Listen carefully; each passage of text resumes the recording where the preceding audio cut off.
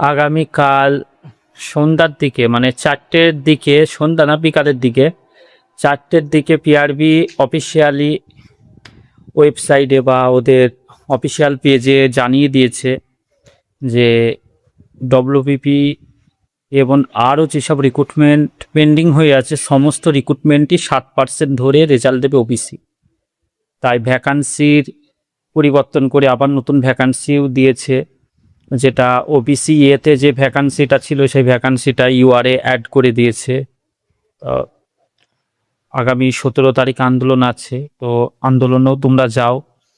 আর এটা যেটা করে সেটা নিয়ে কিছু ছেলে কেসও করতে চাচ্ছে। তো যাদের মনে হচ্ছে যে সরকার যেটা করেছে বা বোর্ড যেটা করেছে সেটা ভুল করেছে, যদি মনে হয় সেটা তোমাদের ব্যক্তিগত ডিসিশন, তোমরা কি করবে না করবে। আর ভ্যাকান্সি যা কিছু বলার নোটিফিকেশনে বলে দিয়েছে। আর তোমাদের আর একটা কথা, যেটা আগামীকাল থেকে তোমাদের এডিট উইন্ডো দেবে, যেখানে তোমরা কাস্টগুলোকে ভেরিফাই করে নিতে পারবে, যে কে জেনারেল, কে ওবিসি, কে এসসিতে যাবে, সেই কাস্টগুলোকে তোমরা ভেরিফিকেশন করে নিতে পারবে। আবার এই যেমন একবার দিয়েছিল মাঠ হওয়ার আগে, যেমন একবার দিয়েছিল ওবিসি ভেরিফিকেশনের জন্যে এ থেকে বি, বি থেকে এতে যেমন হয়েছিল, সেই সময়কার মতো আবার এডিট উইন্ডো দিয়েছে তোমাদের কাস্টগুলোকে ভেরিফাই করার জন্য। তো তোমরা করে নিও।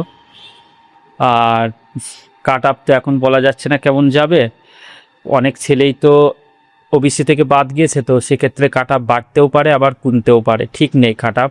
তো কাট আপ নিয়ে কোনো কথা না বলাই ভালো, এখন রেজাল্টের অপেক্ষায় থাকো, রেজাল্টটা দিক তাহলেই হবে।